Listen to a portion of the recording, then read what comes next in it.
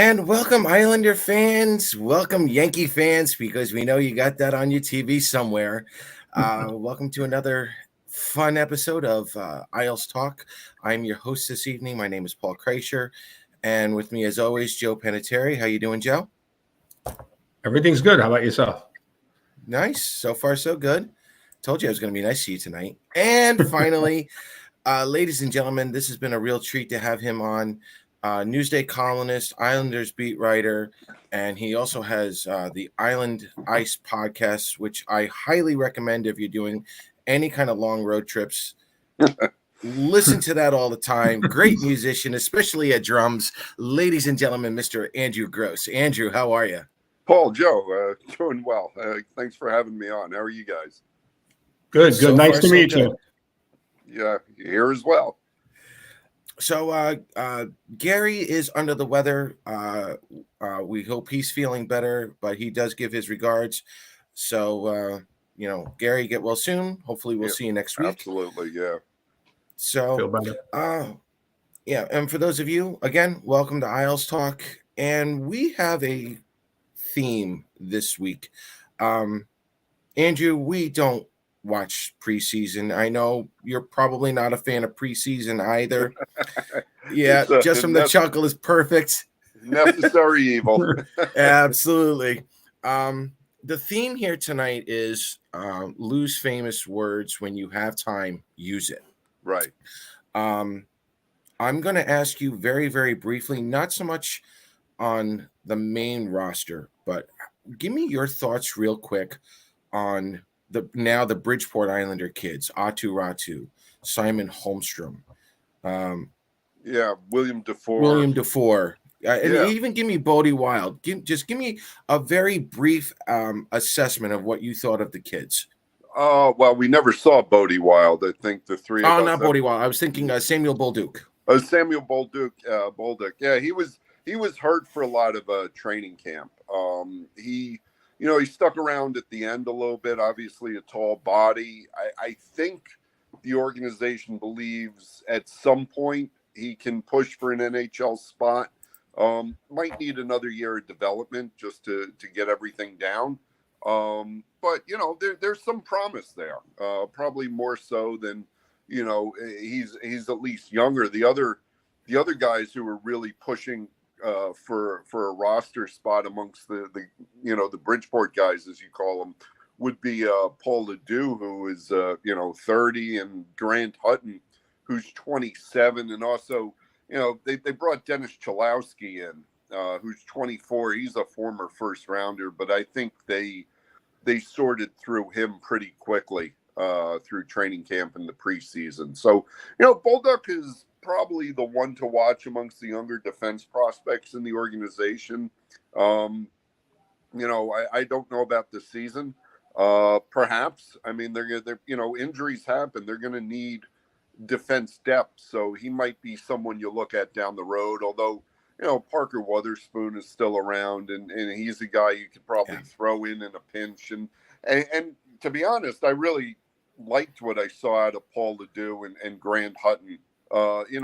Particularly defensively. But if you get down to them, then something is up in the organization. That means one of your top five are probably injured, and that would be a problem anyway.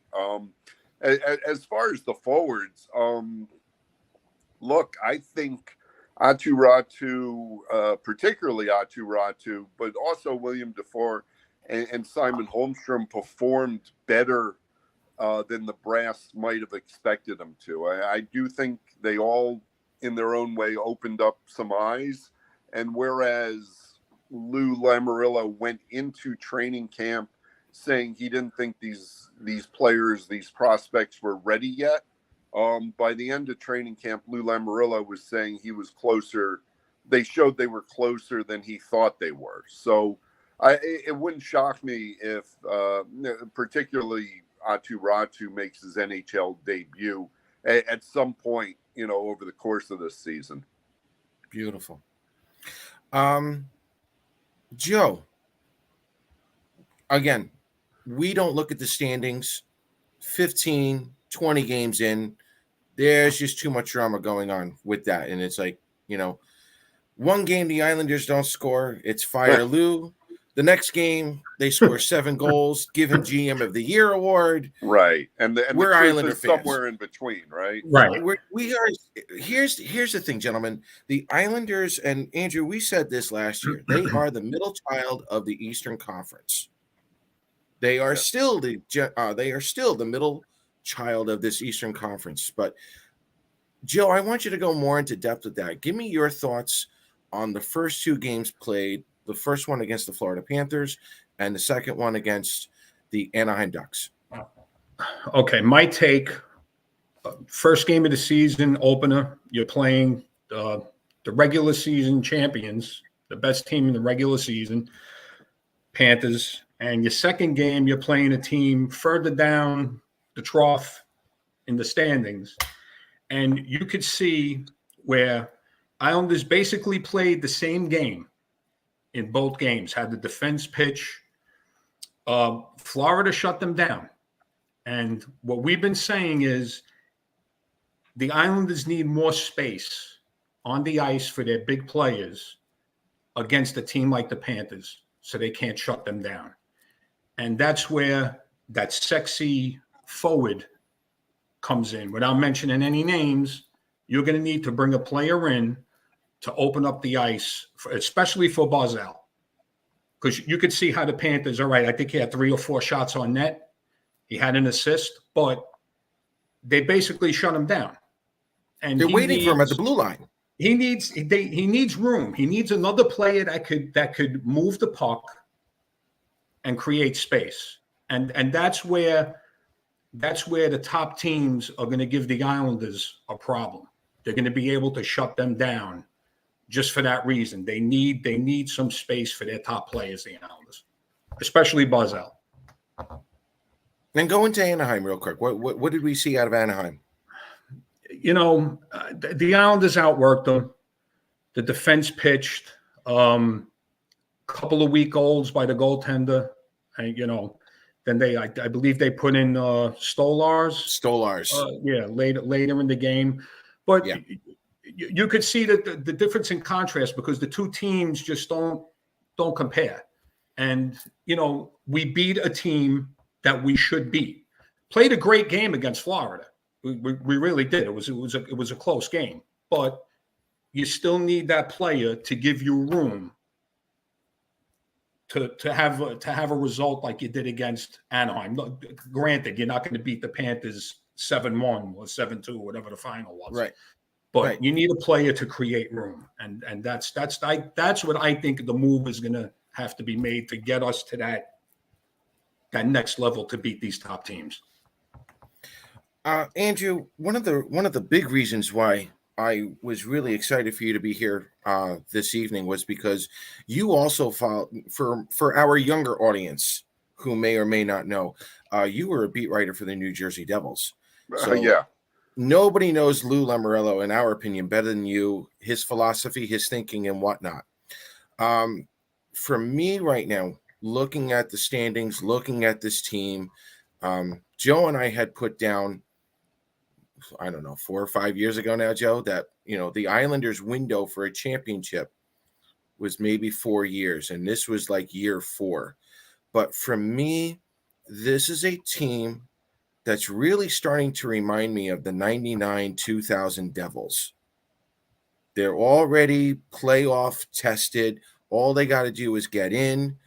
But like what Joe said, you're missing that sexy forward, let's just call him like that, or even another defenseman maybe, to just give the team a little more space, give a little more room, just like an extra threat. And when Lou says, when you have time, use it, you look at the schedule and you look at some of these teams, he's going to utilize everything here, because normally we would look at the standings 15, 20 games in, Andy. We have a chance to not even look at the standings until game 40, because you got a lot of teams injured to start the season. the Islanders are still running their system, and they're going to let some of these kids like Salo, like Wallstrom, like Bellows, like Romanov get together here. So give me your opinion on your outlook for this season. Do you think Lou could pull a trigger later on in the season? I think circumstances might force his hand and where he has to. He's gonna. This team is. I don't think the team's gonna bottom out like it did last season. There was No. right. There were enough circumstances to lead you to believe that this team can at least remain competitive. Now, do I think it's going to win the Metropolitan Division? Probably not. I don't think. They're on the Hurricanes level. The Penguins have started good, and the Rangers certainly. That's the team that everyone's pointed to. But I do think this is a team that can compete for if not third position in the Metro and an automatic spot, then one of the two wild card spots in the Eastern Conference. But I think that's going to force Lou's hand, because he's going to have this team where this team is going to be kind of right on the precipice of either being in or out. Maybe they get to, the way they're constituted right now, maybe they're a 90 to 93 point team. If things That's break fair. right, if things break right, but the playoff cutout. I mean, last year the playoff cutoff was insane. It was 100 points. Yeah, that was a beer league. That was a beer league. Yeah, you got to expect it to come back. So, you figure the Islanders probably have to get to like 95, 96 points. And I do think Lou is going to recognize that he has to help this group get those extra 3 to 5 points in the standings that they're going to need. And to Joe's point, they need Barzal probably, as the season wears on, you're going to see, that as well-meaning as Zach Parise is, and he's probably the hardest worker on the team in terms of never stopping, moving his legs and everything. But they got him. They have him on the power play as a net front. They have him on the penalty kill, and they have him skating on Barzal's line, which, depending on how you want to look at it, is either the top line or the second line. And right. that's a lot of minutes for a 38-year-old guy, right? So at some point, this team does probably need another wing. Now, Atu Ratu, to go back to him, yep, he is much more comfortable in the middle. So yes, it's not an easy fix to say, oh, just bring up Atu Ratu and this, right. Because he could help. He's another guy who can play with the puck on his stick, and he can create room, and he could help in that instance. But I'm wondering, maybe outside the box, if Ratu comes up, you put him in the middle on the third line, and maybe you switch JG Pajot to a wing, and and his grinding skating can help out. He's certainly an interesting player. I don't know that that's necessarily, we're all talking about the Islanders needed a Johnny Gaudreau type, right, in the offseason.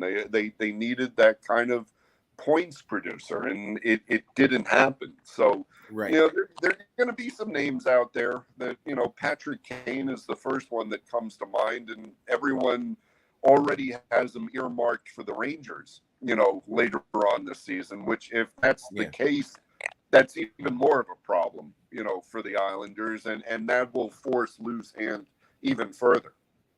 Okay. I agree with you. Go for it. Go ahead, Joe. I mean, in 99, 2000, when did the Devils bring in Mogilny? Did they bring him in that year? They brought him in that year. Yeah. They also fired Robbie Forte, and right before the postseason, they brought in Larry Robinson. But I don't think I don't think Lane Lambert's going to get fired. Yeah. The mold was set anyway. But no, that's what I think it's going to take. I think it's going to take very good forward to open the game up for players like Barzell a little bit.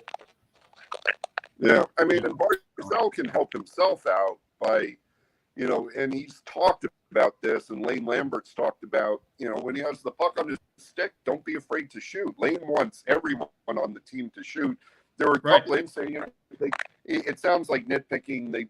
They beat the Ducks 7-1, but there were a couple of rushes where it looked like Matt could have taken a shot, and he looked for his wing there, and that's just the way he plays. He's more of a playmaker than a shooter, but but Barzell will become more dangerous if teams believe he is going to shoot all the time. Oh, that's true, and that's going to open up for whoever his line mates are. If they think he's going to shoot, the defensemen are going to go to him. So, yeah. Speaking of shooting, what did you think of Oliver Wahlstrom last night? First game back in the entire, this season. Did he? You just came out with a great piece on him just a couple of hours ago. Does he have his game back? Does he have his confidence back? Do you feel? He looks a lot more comfortable with himself. He does, and comfort off the ice usually translates to comfort on the ice. And there were stops and starts where we got to that point last season, and he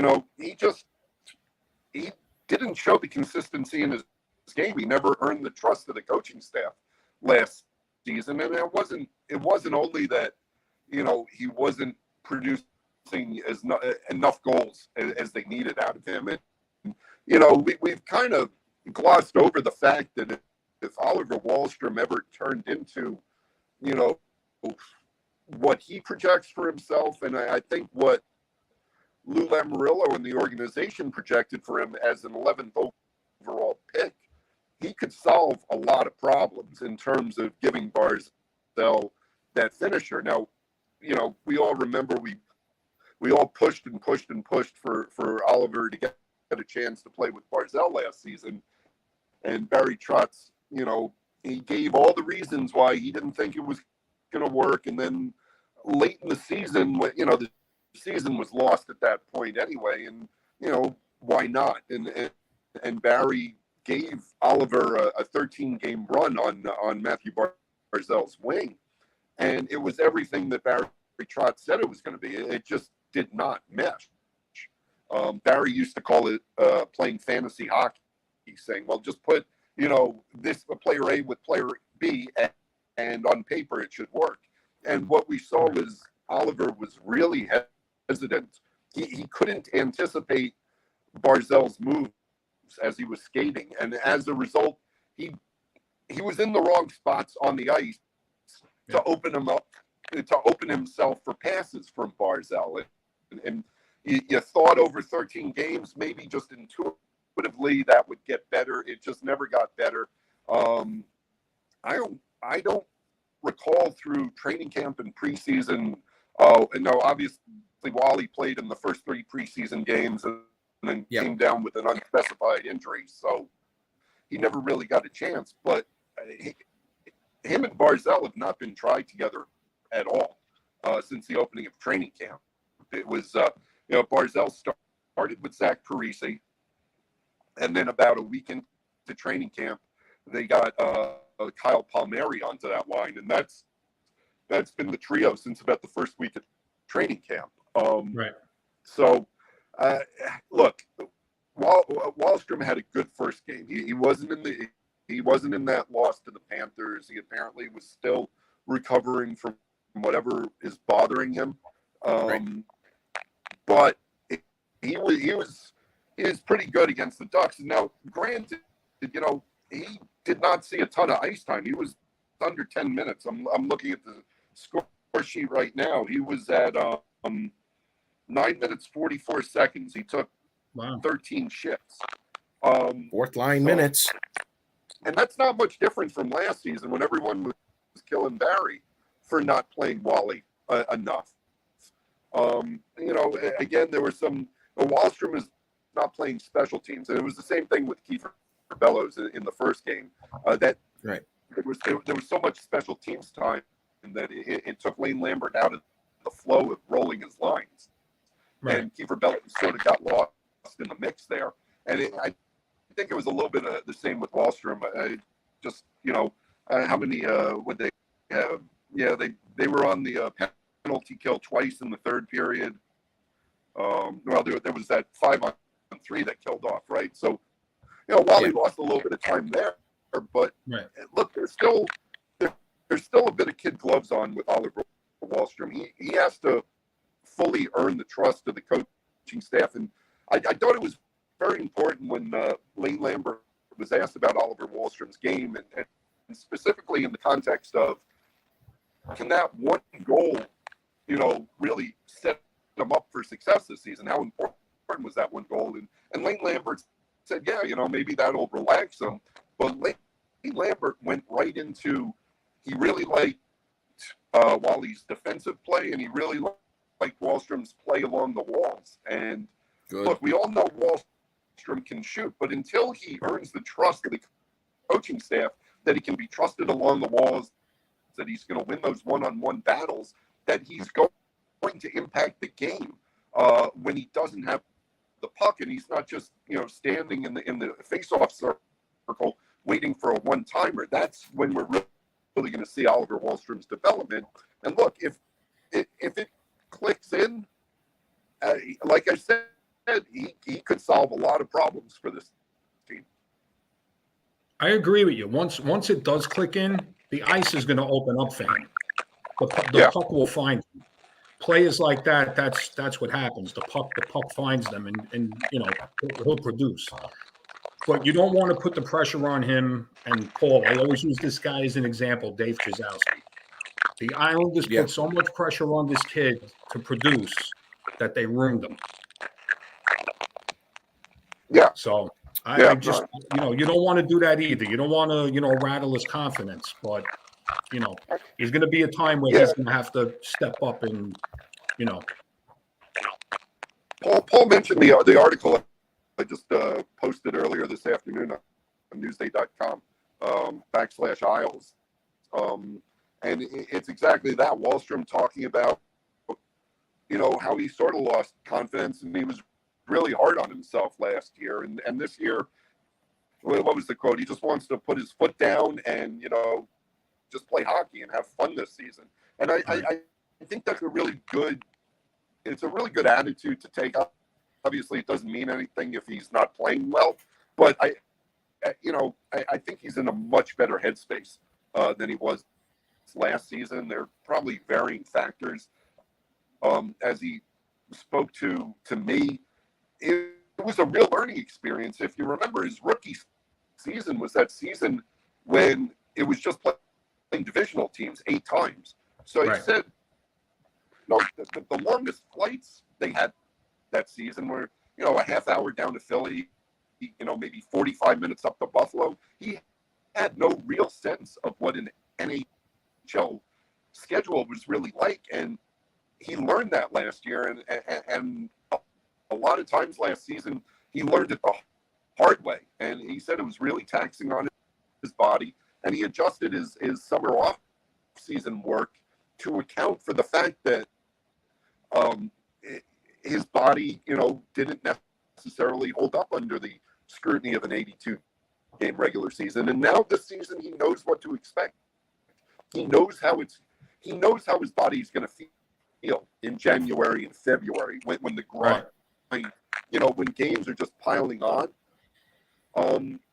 He's 22. He's, if you can think back and remember what you were like at 22, a lot of, you start figuring things out a little bit better than when you were 20, right? So it's a maturing process, and it's going to be very interesting to watch this season. Yeah, and I go back to that comparison with the Devils, the 99-2000 Stanley Cup team, because you literally had kids like Gomez, you had Rafalski, you had you had those up and comers that just helped out that core team win another Stanley Cup, and now you've got someone like Ratu, you've got someone like Wallstrom, you've got these kids, and I'll even throw in Romanov now. Romanov's 22, and we don't even know Yeah. his potential yet. And Right. you have Robin Salo, who granted 24, but he's just immediate impact, and it's one of those situations where Lou has just enough time to let these kids, shall we say, marinate in the NHL to see where they are, and he can go from there. But Lou could extend this window, Joe, for maybe another year or two if these kids really start to pan out. Oh, absolutely. Absolutely. And we said that if these players could step up and produce on a daily basis, absolutely, you definitely extend that window. It'll definitely get you more shelf life out of the veterans. So, off topic, Andrew, what's your road trip soundtrack? What's your playlist? Let's see. I mean, are you talking about like sitting on the plane flying, or you're driving? on a plane, you're by yourself, you got the headphones on? What are you listening to, man?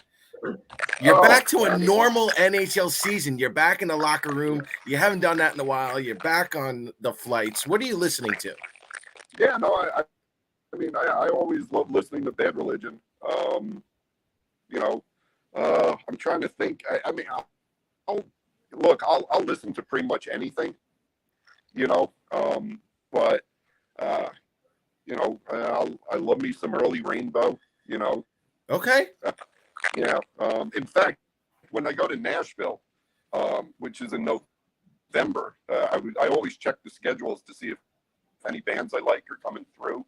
And the band that is morphed out of the late Ronnie James Dio's band, they call themselves Last in Line. So okay, Vivian Campbell, who's now in Def Leppard, and Vinny Appice, who's one of my favorite drummers. Their band is playing in Nashville the night before the Islanders play the Predators. So I'm definitely checking that out on the road. Absolutely. So, Andrew, is there anything else you'd like to add before you go? I know your time is short, or Yeah, no, I mean, I think you said it correctly at the beginning. That there's, the Islanders and professional athletes, they have to keep an even keel. They can't just pay too much attention to a 3-1 loss to the Panthers, and they can't overemphasize a 7-1 win over the Ducks. Right. It's very interesting, and the media is as much as fault as the fans, but there is you feel much better after the 7-1 win, and there was this sense after the 3-1 loss to the Panthers. Oh, wow! Now if they lose another game, they're off to an 0-2 start, and I was even thinking watching the Rangers Jets game the other night, and I'm like, boy, if the Rangers win this game, suddenly they got 6 points already, and the Islanders, they'll have 6 points before the Islanders have their first point. And I know it's so early in the season, but look, the Islanders fell behind in the playoff race early last season, and they just never continued.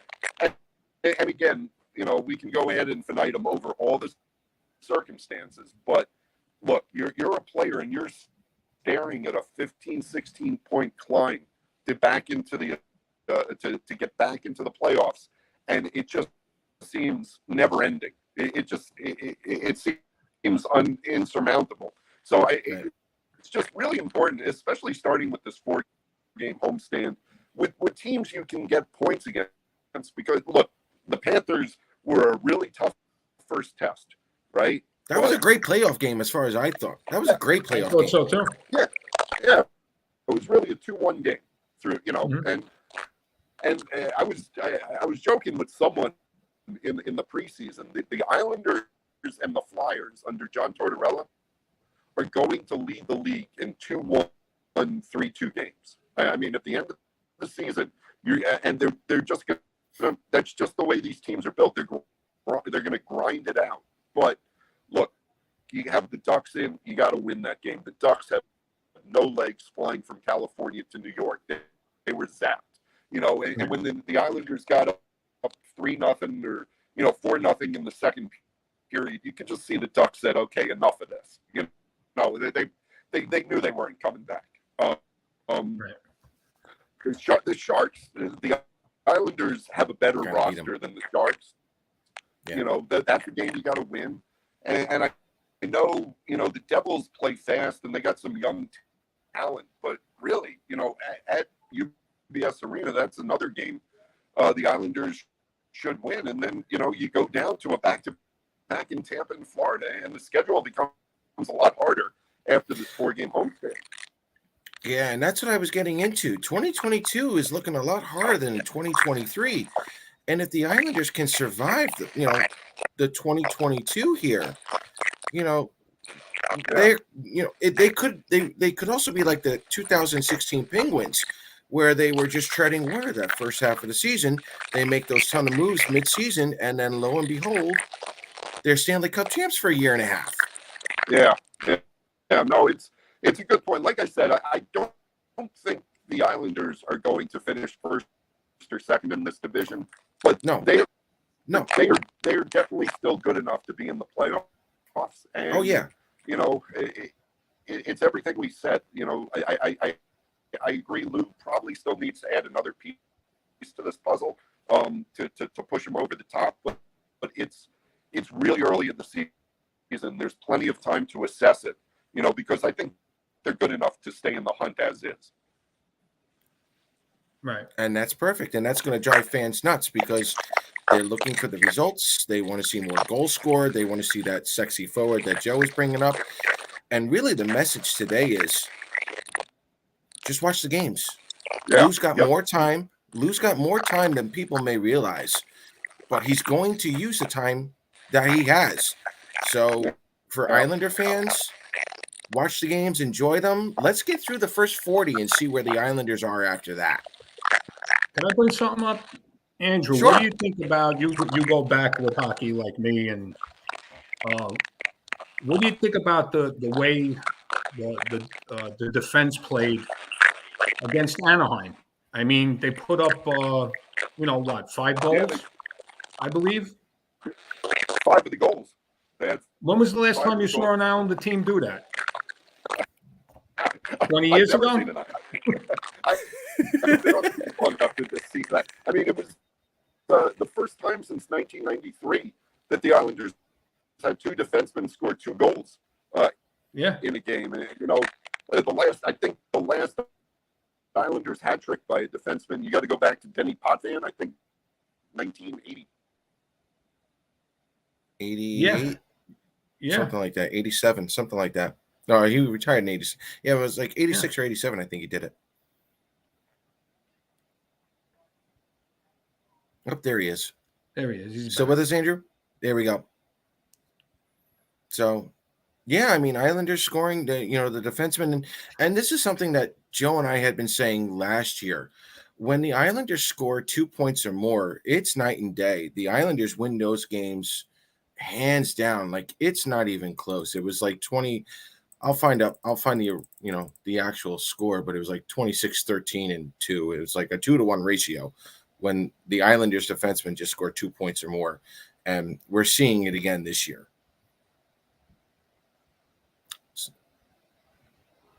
I don't hear him. No. So, nope, still don't get him. I can't hear you. Sorry, bud. We can't hear you. Try coming in and out again if you like, or if not. There we go.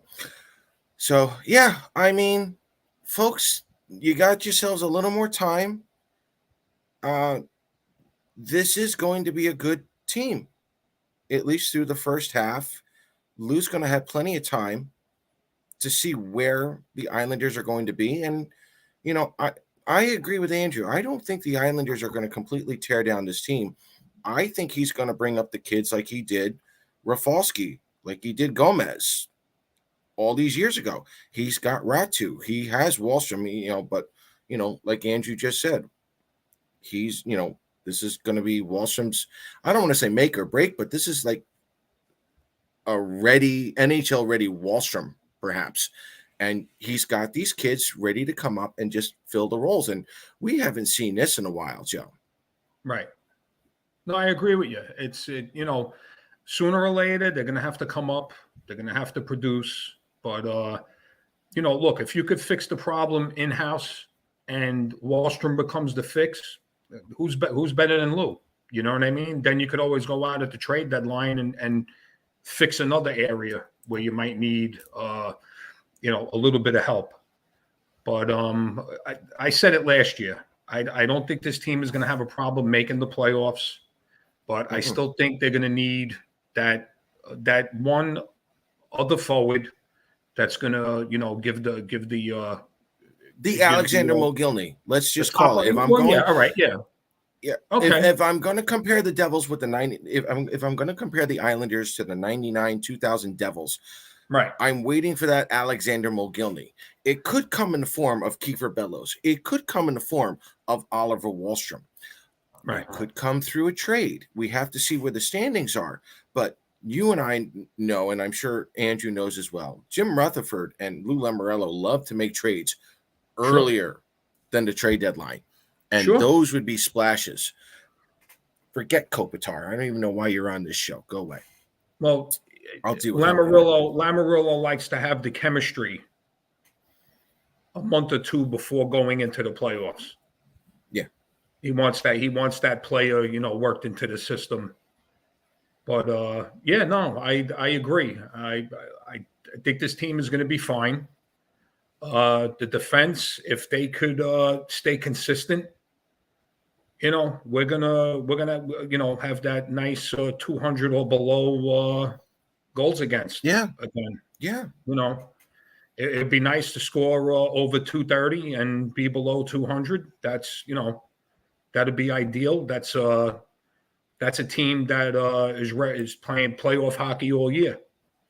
So, that's and that's the style we play. We play that grinding style. That's tough to play against, and it wears on the players. But this is what they do. So yeah, I don't think you don't need someone like Pasternak on this team right now, or even later on. It's just that name. It's that sexy name that you have to give attention to. So you can put him on another line and he can make other players better. But now you got to move the opposing team's defense to switch it around. So that way Barzal has more room. And even that new first line, whatever that is, more room to do their work and work their magic here. So it doesn't have to be a $9-10 million player. It could be an older, savvy veteran like Mogilny was when he was with the Devils. Not going Lucic. I'm not. No. All right. Well, look here. I would take a younger version of him. Don't worry. I would take that. I hate giving him credit, but someone like Jeff Skinner. Yeah. If Buffalo takes part of the salary, granted, again, let's just go with the name here. Forget contracts for a moment. Mm-hmm. Jeff Skinner is a scoring threat. You put him on with somebody that relieves the pressure off of Matthew Barzal. That's a good example. Don't worry about contracts. We're just going with the idea here. But it's a move like that. So we want to thank Andrew for coming on. There were some technical difficulties there. You can find Andrew Gross at Gross Newsday on Twitter. Obviously, he's working for Newsday.com. Follow his Island Ice podcast. That's an exceptional podcast. Andrew's answers are great. Make sure you're following him for everything New York Islanders, of course. Joe, final thoughts? Well, how close am I off? Am I off with the 99 2000 Devils? No, No, you're not. It's a very close comparison. It's like you said, they brought in Mogilny to create space, to take attention away from, I believe, who was who was on that? Eliash, Gomez, and I think Ralston were the Sakura. top. Sakura, I think they were the Sakura, top I three on the Yeah. team, and then you had Lemieux and Randy McKay. Yeah. Look, I would love to fix the problem in house, okay, but I just don't see that happening. I think they're going to have to bring in a name to get it done. But now, if our defense is playing the way it has been playing the last two games, you're going to have to make a futures deal. You're going to have to give away some of your future, because you're not going to touch this defense core if they're playing the way they're playing 2 months down the road. Right. You know, if they're steady, you're not going to break up that chemistry. So you're going to have to, Lou's going to have to be very creative to bring a named player in to make that room for Barzell or whatever line he's on. So, you know, it depends. Who's producing, who's not producing. So, right. So, again, folks, for those of you who are new to the show, welcome. For those of you who have been following the show for quite a while now, you guys know we don't look at the standings until at least game 15, game 20, and that's when we get, somewhat serious. Folks, at this point, let the Islanders get through their first 40. Because that's a really tough schedule. And if this team can come together with the kids that they have, and they are still kids. They are still learning the NHL game. If they can all come together by that 40th game, and, we'll see what the standings are there. But I'm expecting the Islanders, and it's exactly what Andrew said before. If the Islanders are anywhere near fourth or third, I would absolutely see Lou being a buyer and making a shot, another run at the Stanley Cup, maybe for another 2 years. Who knows? So, in the Metro, go ahead. To what you were saying, the Metro, it could get late very early, because you got a lot of teams that could go out on a sprint, and the Rangers are one of them. They could win 5 or 6 games in a row, but they could easily lose 3 or 4 in a row. And we were talking about their goaltender situation. For them to make the playoffs, Shesterkin's going to have to play. I'm saying 60. Yeah, maybe more. Yeah, he might have to be Brodeur-like to get that team into the playoffs. Yeah, and for me, I'm still not sold on the Rangers, and that's not even me being an Islanders fan. Again, if you've been following the show, you guys know I've been wanting the Islanders and the Rangers going at it, beating each other up in that first round. I've been wanting it now for years. Right. Do I think the Rangers are going to make the playoffs? Yes. Do I see them in first right now? No. And it goes exactly for what you were saying, Joe. I don't trust Halak in that. As of right now, granted, it's been 3 games, but I really haven't seen any of the kids score goals yet. It's a process for both teams, but for me right now, I think the Islanders' youth are flying under the radar, and I think it may come to a head. Both the Rangers' youth and the Islanders' youth this year coming together, and I may get my wish. But I think the Rangers need to fix up their goaltending, and we have to see if the Rangers kids can actually start scoring, and not just 1 week in the playoffs. But I'm excited to see what both teams will do. There's a little mix of 2002 in this Islander team, though, too. Bunch of savvy veterans, and then you possibly for the playoffs, the gritty kids. You got kids. Atu Ratu could be that next Trent Hunter. Right. Yeah. Simon Holmstrom could be that next Trent Hunter.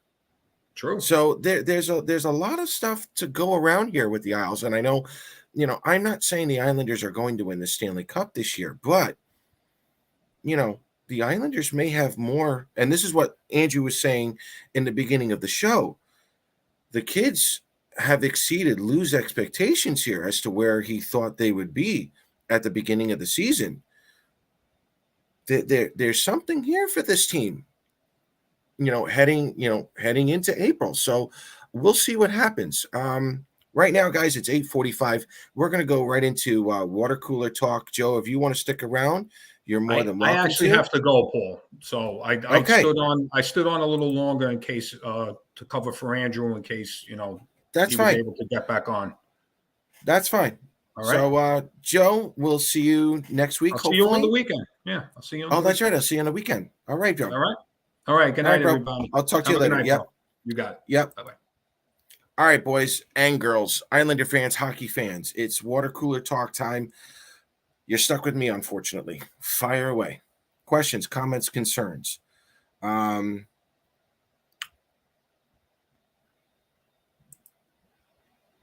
I would take is Kane from the Blackhawks.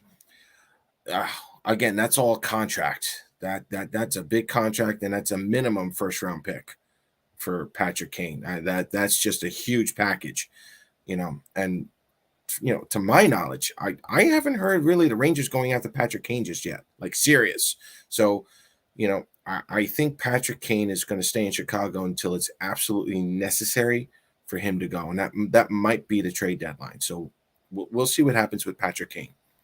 So questions, comments, concerns, rumors, whatever you guys have heard. All right. Now, I have been DJing weddings. I have seen the condensed games, but I don't know about Higher Love by Whitney Houston.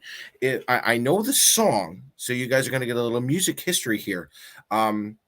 I believe that's the remix that was just done by Whitney Houston. Believe it or not, Higher Love was performed by Whitney Houston. I think it was back in 1985.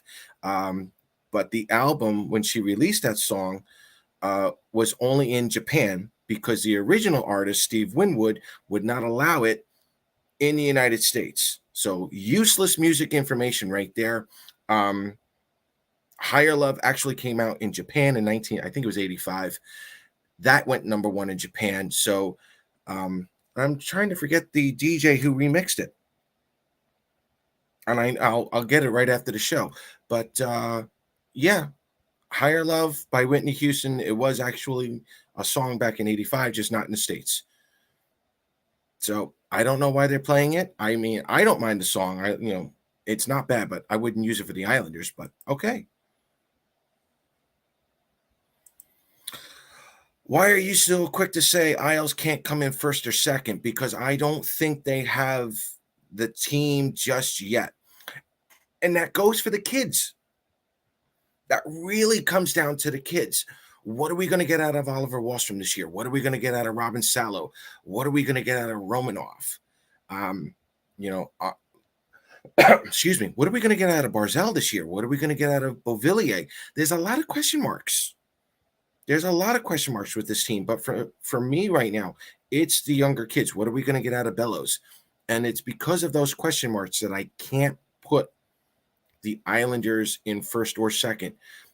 The other part of that, Mark, is I don't care where the Islanders finish.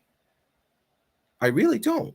I think the Islanders are going to have that Tampa Bay mentality. It's like all we have to do is get into the playoffs and we're good to go. I think the Islanders are going to have that kind of mentality. I think they're going to be ready to do a lot of damage in that first round of the playoffs. To get that Alex Mogilny type player, who would the Isles have to give up? Yeah, Skinner's not a bad idea. Again, this is just all hypothetical. There's no confirmation or whatnot. This is all just hypothetical at this point. What's to get an Alex Mogilny type? I don't know. Don't know. If there's a sexy player not really having a great season right now, probably less. If there's a struggling forward, well, let's have some fun. Is there anyone on Montreal that the Islanders could go after? Montreal's not going to have a great season overall long term? Is there a forward that we could get there? All you need is that forward to take the attention off the first line. Mike Hoffman. Bring in Mike Hoffman. You're still going to like take away attention from that first line.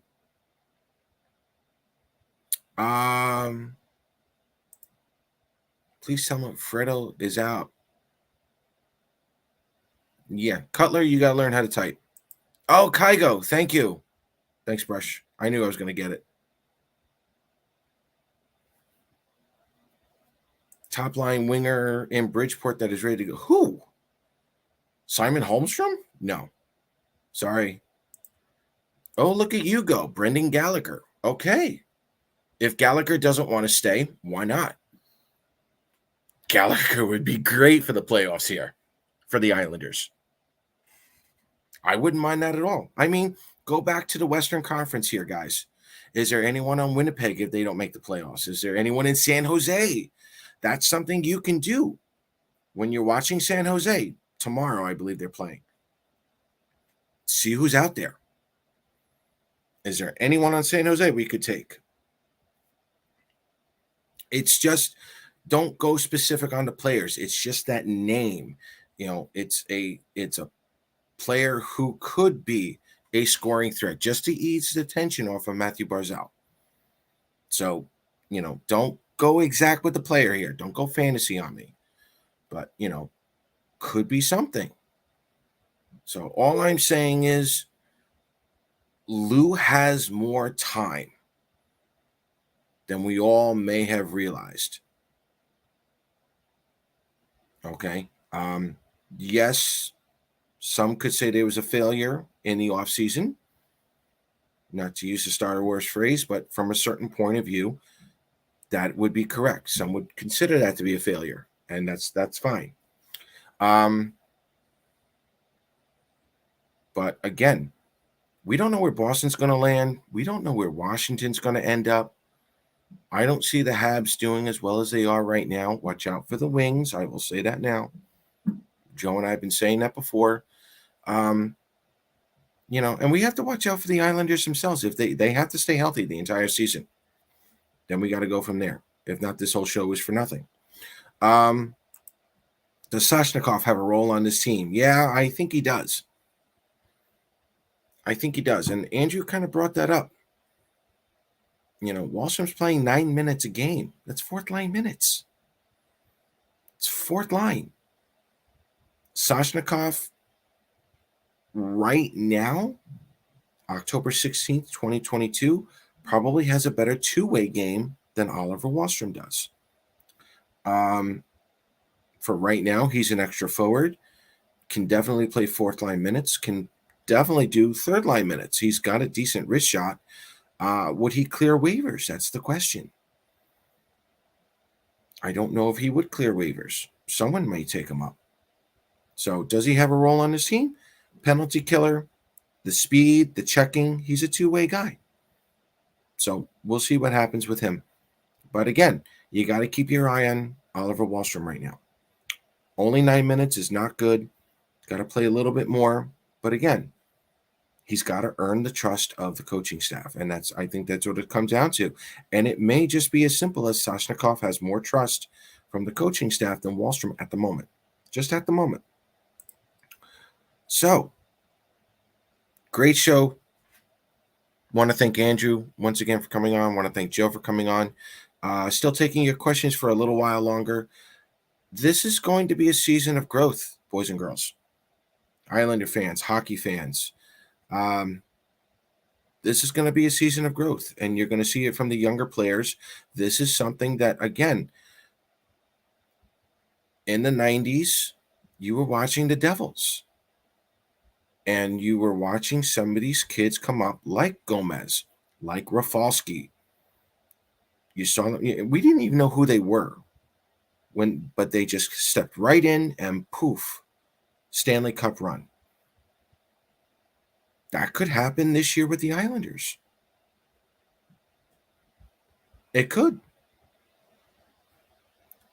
You know, I don't think Sorokin has to average 1.61 in the playoffs like Martin Brodeur did. But you get decent defense, like Joe was saying before, this Islander team could go far in the playoffs. I don't think they care where they finish in the regular season. Do I see Bailey starting after the first 40 games? As long as he's putting up his regular numbers, I can't see him going anywhere yet. He has put in the effort. He's been there more offensively. He has been shooting a little bit more. Again, you guys know me. I don't really look at the stats. I don't look at the standings for at least the first 15 games. At least. So for this season, I may just go at the 40 game mark when it comes to Bailey and anybody else. It's just the way it is. What I have been doing lately, though, and this is just for fun, and you guys know I do this, I do look at the first 10 games. I do look at the first 10 games, and I am looking to see who has 8 points or less, because we can go back all the way to the 2016-17 season, where any team in their first 10 games, if they have less than or equal to 8 points, they don't make the playoffs. They're not even close. If there's a team that records 9 points in 10 games, you actually have a 25% chance of making the playoffs. So in your first 10 games, you got to be close to or over 500. If not, you're in trouble. Now, on the flip side of that, very few teams do that. Okay, so, for example, I have it here. The last couple of seasons, and some of these were no-brainers. The Senators were out. Montreal was out last year. These were all easy ones. The Wings when they were really bad. The Senators again, going back to 2019, pre-COVID. Philly, Rangers, Panthers, Wings. These guys were all not there. So that's just a fun little stat that I try to work with every once in a while. But other than that, I don't look at stats. I don't look at standings until at least game 15. And then we go from there, because then we can get a better pulse and read on the NHL season. A lot of you guys right now are impressed with Robin Salo. Again, I think Robin Salo is an excellent example of the Islanders right now. Salo is good enough to be a big part of this team when he's going up against lesser talent. But you put him up against the big boys, he struggles. That's a growth spurt. That's a learning curve. That's something he has to adjust to. So as Robin Salo, as Romanov, as Wallstrom, as Bellows grow, the Islanders are going to get better. And that was my point before. Let these kids go through the bumps and bruises now, through a tough schedule in 2022. So that way these guys are going to be ready by 2023 and the playoffs. So, nice to see the defense contribute. And, I said this before, when the Islanders defense scored 2 points or more, it's like a 2-to-1 ratio of wins to losses. They just dominate. So thank you guys for coming on. This was a great show. Once again, I'd like to thank Andrew Gross for coming on. Great show. Don't forget to follow him on Newsday, especially on Twitter and the Island Ice podcast. My thanks to Joe, as always, for coming on. And look for my article. I've been still working on it. Got a little busy. Watch for IslesTalk.com, where I will be posting my Bridgeport review. And I don't know why I'm doing this, but for those of you in the Islanders Drive for 5 Facebook group, I will be having Brian Kiley come on to the show. We're going to talk Bridgeport Islanders. Yeah, we're going to talk the Bridgeport Islanders either next week or the week after. The Bridgeport Islanders, they're in their preseason right now. They're going to get started with their regular season very soon. So Brian and I are going to get together. We're going to talk Bridgeport. We're going to talk expectations. We're going to talk about Coach Thompson. Yeah, we're gonna cover Bridgeport for you guys. I just need to find the right schedule. It's my birthday next week, but I also have to go to my nephew's baptism the next day over the weekend. So as soon as I can find some time for you guys, we will do the Bridgeport show, Brian and I. So thank you guys for coming on. And let's go Islanders. Give this team time. You have the time. Use it. Scout some teams. See who would make a good Alexander Mogilny on this team. Come back in the comment section next time. Let me know. Thanks for coming on. Let's go Islanders. And Brian and I will see you next week. See you later.